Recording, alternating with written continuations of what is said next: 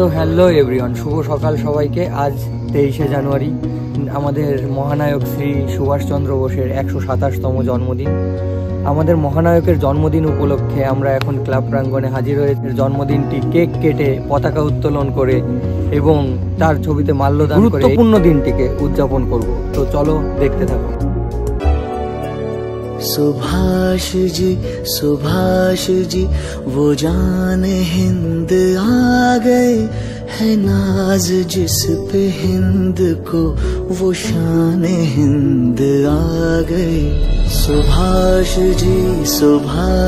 जी वो जान हिंद आ गए, है नाज जिस पे हिंद को वो शान हिंद आ गए।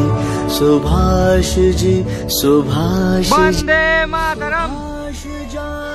नेताजी सुभाष चंद्र की शान हिंद है।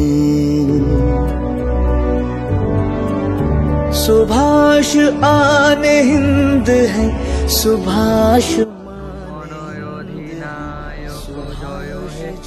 सुभाष जी वो जान हिंद आ गए, है नाज जिस